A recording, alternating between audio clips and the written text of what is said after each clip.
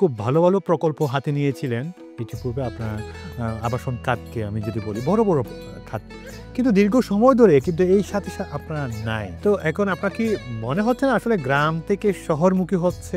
এটা কি মনে হচ্ছে না এটা কি আসলে আবাসন খাতটাকে মানে এটাকে মাথায় রেখে কাজ করাটা কি এই কোনকে সময়ের দাবি মনে করছেন না? তোকে বলি, এটা আসলে সিডিএর একসময় একটা মেজর কাজ ছিল এই আবাসন এগুলো ডেভেলপ করা।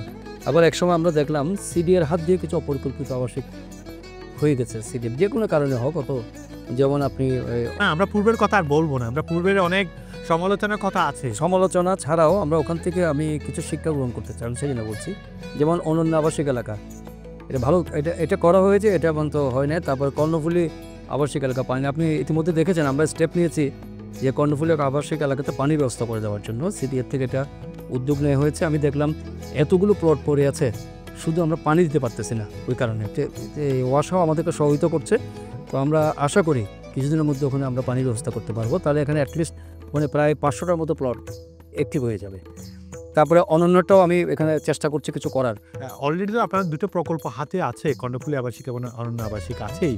তো এই দুটোকে আমরা নগরবাসী কখন দেখবো, আসলে প্লট বিল্ডিং উঠতে কখন দেখবো? না, এই দুটো আবাসিক এলাকা কিন্তু অনেক আগেই প্রকল্প শেষ হয়ে গেছে।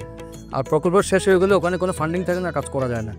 এখানে মানে আমি একটু সমস্যা আছে, কারণ এগুলো তো প্রকল্প শেষ, কিন্তু আমি দেখছি ভিজিবল কোনো কিছু ওখানে হয়নি। মানুষকে আমরা প্লট দিয়ে দিচ্ছি, কিন্তু সুবিধাগুলো আমরা দিতে পারি নাই।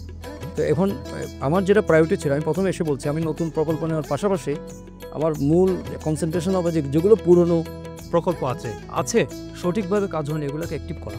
না হলে আমি নতুন নতুন প্রকল্প নিলাম কিন্তু জনগণ সেটা বেনিফিট পেলাম না, এগুলো একটা বোঝা হয়ে গেল। আমি দেশের কিছু জায়গা আমি নষ্ট করলাম, কিন্তু সেটা থেকে কোনো আবাসন হলো না, তাহলে তো আমার লাভ হবে না।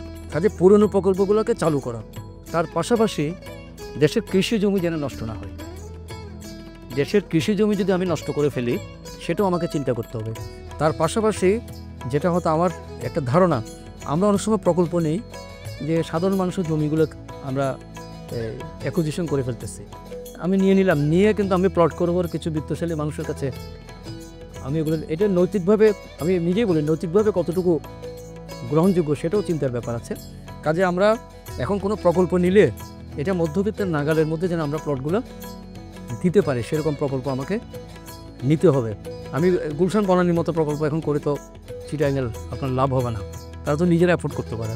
এখন ওরকম প্রকল্প করতে হলে আমরা চিন্তা করছি, যেমন ফতেহাবাদ একটা প্রকল্প বাইরে, মানে যেখানে আপনি টাউনটাও একটু বাইরে ছড়িয়ে পড়লো, তার পাশাপাশি এখানে জায়গার দাম এখনও কম আছে। আপনি 3 গুণ রেটে কম্পেনসেশন দেওয়ার পরও আপনাকে মানুষ যাতে কিনতে পারে, এবং সিডিওকে কিন্তু কিছুটা লাভ করতে হবে, কারণ সিডিএ কিন্তু সরকার সরাসরি কোনো টাকা দেয় না, বেতন ভাতা সব কিন্তু নিজেকে ইনকাম করে চলতে হয় সিডিএ। কাজে ওইটা আমি ফতেহাবাদে আমরা একটা প্রকল্প নিয়েছি। এছাড়া শহরের মধ্যে আমরা যেটা লুপ রোড করা হয়েছে, লুপ রোডের পাশে আমরা একটা আবাসিক এটা করার আমরা এখন কনসেপচুয়াল পর্যায়ে আমরা ড্রয়িং ডিজাইনগুলো রেডি করছি। তাহলে এই দুটো আবাসিক এলাকা, তার পাশাপাশি 1 সিটি 2 টাউন এই কনসেপ্টে আমরা আনোয়ারাতে টানেলের ওই পারে আমরা একটা আবাসিক করার জন্য ওটাও আমাদের স্টাডি পর্যায়ে আছে এখন। তারপর পতেঙ্গাতে একটা আছে। তো এরকম 4টা আবাসিক এলাকা নতুন করার আমাদের পরিকল্পনা আছে। এটা আমি একটা কমিটি করে দিয়েছি, তারা ফিজিবিলিটি স্টাডি করছে, যাতে আবাসিক এলাকাগুলো পানি এবং অন্যান্য ফ্যাসিলিটিগুলো থাকে মতো, ওরকম যেন না হয় আমি আবাসিক এলাকা করে ফেললাম পরে জনগণ এখানে যেতে পারতেছে। হ্যাঁ, এই ধরনের ফিজিবিলিটি স্টাডিগুলো কমপ্লিট হলে আমরা ডিসিশন নেব কোনটা আমরা করব। কখন নাগাদ আমরা এই যে নতুন আবাসিক প্রকল্পে, চট্টগ্রাম উন্নয়ন কর্তৃপক্ষের আবাসিক প্রকল্পে ভবন উঠতে দেখবো আমরা? কর্ণফুলী আবাসিক এলাকা তো আপনার দীর্ঘদিন থেকে পড়া আছে, এটা অনেক বছর হয়ে গেছে। তো ওই আবাসিক এলাকাতে আমরা পানির ব্যবস্থা ইনশাল্লাহ করে দিচ্ছি, সিডিএ করে দিচ্ছে। এটা সিডিএ কিছু টাকা লোন দিয়ে, যেহেতু প্রজেক্ট শেষ হয়ে গেছে, আমরা সিডিএ কিছু টাকা যেটা ওয়াসাকে পরিশোধ করতে হচ্ছে, অর্থাৎ ওয়াসা একটা 7.5 কোটি টাকার মতো ওয়াসাকে দিতে হচ্ছে, সেটা আমরা সিডিএর ফান্ড থেকে কিছু আর কিছু যারা ওখানকার প্লট হোল্ডার আছে তারা কিছু দেবে, আর বাকিটা সিডিএ দিয়ে লোন দিয়ে আমরা টাকাটা পরিশোধ করব। পর্যায়ক্রমে হয়তো প্লট হোল্ডার আস্তে আস্তে আমাদেরকে এটা পরিশোধ করবে।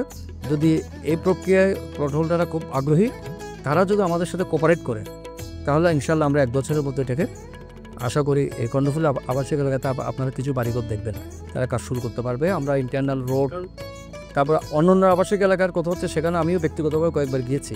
আমরা দেখছি তারা একটা অ্যাসোসিয়েশন ফর্ম করেছে, তারাও আমাদের সাথে যোগাযোগ করছে।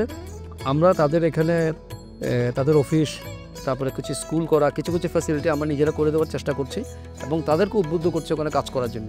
কিছু ভুল ধারণা ছিল যে এখানে আপনার ফাউন্ডেশন করতে অনেক কিছুটা বাড়তি লাগবে, তার মানে এরকম নয় যে বাড়ি করতে পারবে না, এরকম নয়। সেটা মনে হয় কিছু লোক, বিভ্রান্তিটা আপনি দূর করেন, আসলে কি সমস্যা সেটা আমার মনে হয় কিছু লোক তাদের কিছু ব্যবসায়িক ইন্টারেস্টে ওই বিভ্রান্তিগুলো ছড়িয়েছে। তো আমরাও চেষ্টা করছি এটা দূর করার জন্য এবং ওই প্লট মালিকদের সাথে। মাটি নিয়ে কোনো সমস্যা আছে কিনা ওখানে? না, তেমন সমস্যা নেই, একটু ফাউন্ডেশন হয়তো বাড়তি করতে হতে পারে, তো সেটা স্বাভাবিক, এটা টেকনোলজি আছে, করতে পারবে, এমন কোনো বিষয় না, এমন কোনো বিষয় না, এটা করতে পারবে। তো আমরা ওই প্লট মালিকদের সাথে যোগাযোগ করছি এবং তাদের সাথে আলাপ আলোচনা করে এটাকে একটু ভাইব্রেন্ট করা যায় কিনা। আর ওখানে যেহেতু রাস্তাটাও আপনি এটা আপনাকে বলা হয়নি, অক্সিজেন কোয়েস্ট রোড, এটাও আমাদের প্ল্যান আছে, এটা আরও 2টা লেন, ওখানে 6 লেন হয়ে যায়, ওটা বাড়বে। এবং অক্সিজেনের যে মোড়টা আছে ওখানে কিন্তু আমরা একটা ফ্লাইওভার করে ছোটো ফ্লাই করে যাতে সুন্দরভাবে গাড়িগুলো ক্রস না করে উপর দিয়ে চলে যেতে পারে, সেরকম একটা ব্যবস্থা করা হবে। এটা একটু সময় লাগবে।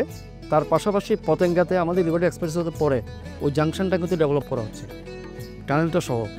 ওখানে একটা ফ্লাইওভার হচ্ছে যাতে একজনের সাথে একজন ক্রস করে যেতে হয়, একটা গাড়ির সাথে এক মুখের নয় ক্রস করে না করে উপর দিয়ে চলে যেতে পারে গাড়িগুলো।